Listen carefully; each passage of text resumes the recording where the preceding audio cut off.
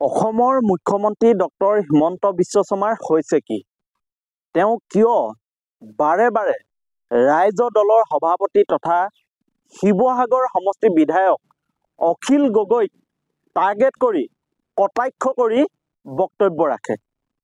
আপোনালোকে এই দৃশ্য প্ৰথম চাই লওক যে অসমৰ মুখ্যমন্ত্ৰীগৰাকীয়ে অখিল গগৈক কটাক্ষ কৰি আমাৰ প্ৰাণৰো আপোন শিল্পী মহানায়ক জুবিন গাৰ্গৰ পাৰ্থিৱ যি শৰীৰ, এই শৰীৰ যেতিয়া অখিল গগৈয়ে গৈ সেৱা লৈছিল, আশীৰ্বাদ লৈছিল, সেই সময়ত অখিল গগৈ ডাঙৰীয়াৰ যি আশীৰ্বাদ, যি সেৱা লৈছিল, ইয়াক লৈ মুখ্যমন্ত্ৰী ডাঙৰীয়াই এবাৰ কটাক্ষ কৰিছে।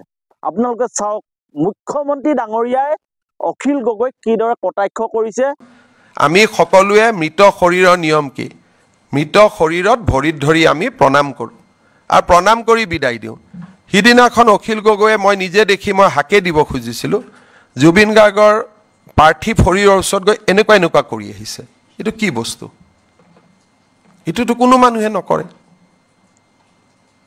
গতিকে তেওঁ কি ভাবি কি কৰি থাকে এইটো সাধাৰণ মানুহে বুজিব নোৱাৰে। পীযুষে অলপ যদি বুজে বুজিব। আৰু আমি প্ৰশ্ন কৰিব খুজিছোঁ যে সঁচাকৈ মুখ্যমন্ত্ৰী ডাঙৰীয়াৰ অসুবিধা ক'ত? অসুবিধাটো ক'ত যে এজন সংগ্ৰামী মানুহে, এজন জাতিক ভাল পোৱা মানুহক হাত মুঠি দি চালাম দিয়াটো মুখ্যমন্ত্ৰী ডাঙৰীয়াৰ অসুবিধা ক'ত, সেই কথাটো আমি বুজি নাপালোঁ। কিন্তু আজি তেওঁ সংবাদ মাধ্যমৰ সন্মুখত তেওঁ এইদৰে প্ৰতিক্ৰিয়া ৰাখি তেওঁ দুখ প্ৰকাশ কৰিছে। সঁচাকৈ তেওঁ এই যি কাৰবাৰ, তেওঁ যি ধৰণে গোটেই জুবিন গাৰ্গৰ ৰহস্যজনক মৃত্যুৰ বিষয়টো লৈ যাব খুজিছে, ইয়াক লৈ কিন্তু আমি দুখ প্ৰকাশ কৰিছোঁ। আপোনালোকৰ দৃষ্টিভংগীৰে আপোনালোকৰ মতামতসমূহ আমাৰ কমেণ্ট বক্সত আহি জনাব যে মুখ্যমন্ত্ৰী ডাঙৰীয়াই যি ধৰণে SIT গঠন কৰি জুবিন গাৰ্গৰ ৰহস্যজনক মৃত্যুৰ তদন্ত প্ৰক্ৰিয়া লৈ গৈছে, ইয়াক লৈ আপোনালোকে সন্তুষ্ট নে? সঁচা অৰ্থত জুবিন গাৰ্গে ন্যায় পাবনে? অখিল গগৈ ডাঙৰীয়াই যিবোৰ প্ৰশ্ন কৰি আছে, এই প্ৰশ্নবোৰ যুক্তিযুক্ততা আছেনে? সঁচাকৈ নৰ্থ ইষ্ট ফেষ্টিভেলৰ যি আয়োজক আছিল, এই আয়োজক সমিতিৰ চাম কানু মহন্তৰ সৈতে মুখ্যমন্ত্ৰী পত্নী ডক্টৰ ৰিণিকী শৰ্মাৰ সম্পৰ্ক আছে নেকি?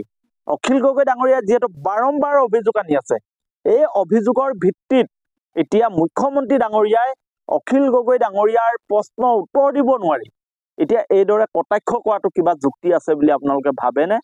যদি হিমন্ত বিশ্ব শৰ্মা ডাঙৰীয়াই সঁচা অৰ্থত জুবিন গাৰ্গৰ ন্যায় দিব খুজিছে, তেতিয়াহ'লে জুবিন গাৰ্গৰ বাবে ন্যায় বিচৰা যিসকল যুৱক আছে, যিসকল জুবিন অনুৰাগী আছে, তেখেতলোকক কিয় পুলিচ লগাই গ্ৰেপ্তাৰ কৰিছে, আটক কৰিছে, হাৰাশাস্তি দি আছে? কিয়